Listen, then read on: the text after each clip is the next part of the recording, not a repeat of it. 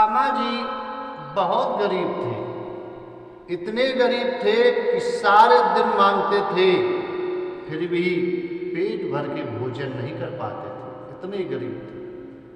बच्चे भी भूखे रहते थे, पत्नी भी भूखी रहती थी। बहुत गरीबी थी। सारे दिन भिक्षा मांगते थे, लेकिन पेट नहीं भरता था। एक दिन सुदामा जी के मित्र ने कहा, हे भैया सुदामा, मैं जिस राजा के यहाँ नौकरी करता हूँ, उस राजा को गाना बजाने का बहुत शौक है और तुम गाना गाना जानते हो। चलो मेरे राजा के सामने गाना गाना, तो मेरा राजा खुश हो जाएगा, तुमको कुछ दे देगा। सुदामा जी का मित्र ले गए। सुदामा जी का जो राजा था वह मदिरा पान किया करता था। उसे अपने पसंदी गाना अच्छे लगते थे, अपनी प्रशंसा के गाना अच्छे लगते थे। जैसे ही सुदामा जी गए, कहा सुदामा के मित्र से राजा ने, कहाँ है वो तुम्हारा गाने वाला, कहो उससे गाना गाए। तो सुदामा जी ने उस सामने खड़ा किया। सुदामा जी ने कृष्ण भजन गाए। उस राजा को वह अच्छे नहीं लगे।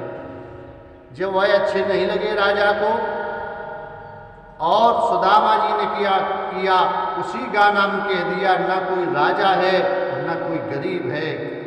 इस तरह के जैसे भजन गाए तो राजा को बुरा लगा। राजा ने कहा, इसको किसी महल से फेंक दो, जिसकी मृत्यु हो जाए। सुदामा जी के मित्र ने पैर पकड़ लिए राजा के और बोले, महाराज माफ कर दो, मेरा मित्र बड़ा दयालु है, उसे ये ज्ञान नहीं है कि राजा के सामने कैसे बोलना चाहिए, कैसे गाना गाना चाहिए, इसलिए माफ कर दो, वह गरीब है। सुदामा जी के मित्र के कहने से सुदामा जी को माफ कर दिया। लेकिन राजा तो राजा होते हैं, कहा मैं बिल्कुल नहीं छोड़ूंगा इसे, थोड़ा दंड जरूर दूंगा। कहा सिपाहियों से, इसे धक्के मार के निकाल दो और ड्योढ़ी से इसको ढकेल दो। सिपाहियों ने वैसा ही किया, ड्योढ़ी से धक्का मार दिया। सुदामा जी के चोट लग गई।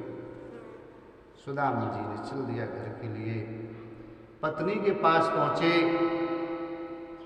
पत्नी ने कहा, स्वामी तुम तो राजा के यहाँ गए थे, कुछ लेकर के नहीं आए, और तुम्हारे शरीर पर जख्म है, चोट लगी हुई है, क्या हुआ? सुदामा जी कहने लगे अपनी पत्नी वसुंधरा से, हे वसुंधरा, गरीब का दुनिया में कोई नहीं है। उस राजा ने कुछ दिया नहीं, धक्के दिलवाए हैं और ड्योढ़ी से फेंकवा दिया सिपाहियों से, मेरे जख्म हो गए। चली जाओ पास पड़ोसी कहीं तुमको मक्खन दे दें, दवाई के लिए तो पैसे नहीं है, तो वह मक्खन ही लगा लेंगे, जख्म ठीक हो जाएगा। सुशीला मांगने के लिए गई, किसी ने मक्खन आदि नहीं दिया। वह लौट करके सुशीला आई और बोली, हे स्वामी, किसी ने नहीं दिया। सुदामा जी बोले, तो कोई बात नहीं, आज तो कुछ खाने के लिए भी नहीं है, क्या किया जाए, बच्चे भूखे हैं, हम और आप तो थोड़े सहनशील हैं, ये बच्चे बिलख रहे हैं भूखों से। सुशीला वह वसुंधरा बोली, जो प्रभु को अच्छा लगेगा वही होगा। उसी रात बच्चे भी सो गए, पत्नी भी सो गई और सुदामा भी सो गए। जैसे ही सुदामा जी सोए, भगवान कृष्ण आए और जहाँ जख्म थे उन जख्मों पर मक्खन लगा गए और आधे से ज़्यादा जख्म ठीक हो गए। सुबह जब सुदामा जी खड़े हुए, सुदामा जी ने देखा ये मक्खन लगा हुआ है। विचार किया, पत्नी गई होगी कहीं किसी से मांग करके फिर लाई होगी। कहा सुदामा जी ने, वसुंधरा, ये तुम मक्खन कहाँ से लेकर के आई थी? और ये तो मक्खन इतना अच्छा है कि मेरे आधे से ज़्यादा जख्म ठीक हो गए हैं। वह वसुंधरा खड़ी हुई, बोली, पतिदेव क्या कह रहे हो?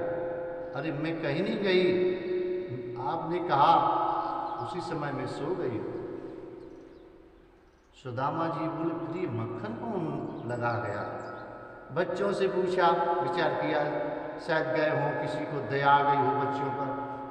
बच्चे बोले, पिताजी मैं भी नहीं गया लेने। सुदामा जी की आंखों से आंसू बहने लगे, समझ गए वही मेरा श्याम मक्खन लगा के चला गया। सुदामा जी बोले, वसुंधरा मुझे ऐसा लगता है मेरा कृष्ण ही मेरे जख्मों पर ये मक्खन लगा के चला गया है। कितना दयालु कृष्ण है। उसी समय वसुंधरा को याद आ गई। वसुंधरा कहने लगी, स्वामी तुम कहा करते थे कि मैं जब गुरुकुल में पढ़ता था तो मेरा एक मित्र था श्याम, आज जो है राजा बना बैठा है। देखो बचपन की यारी, कृष्ण और हम बराबर थे, और आज मैं गरीब हूँ और मेरा कृष्ण द्वारकाधीश है, राजा बना हुआ है। इतना फर्क हो जाता है। तो स्वामी अपने वही कृष्ण मित्र के पास चले के होने जाते, आपका इतना दयालु मित्र है तो जरूर कुछ न कुछ दे देगा। और तुम कई बार कह चुके हो, जब हम दोनों अलग हुए थे तो मेरे मित्र कृष्ण ने कहा था कि भैया यदि मैं गरीब हो जाऊं, तुम धनवान हो जाओ तो मेरी मदद करना, और मैं यदि कहीं धनवान हो जाऊं, कहीं धोखे से तुम गरीब हो जाओ तो मैं तुम्हारी मदद करूंगा। ये तुम्हारे मित्र कृष्ण ने कहा था, इसलिए मुझे लगता है तुम चले जाओ, जरूर वह तुम्हारी मदद करेंगे।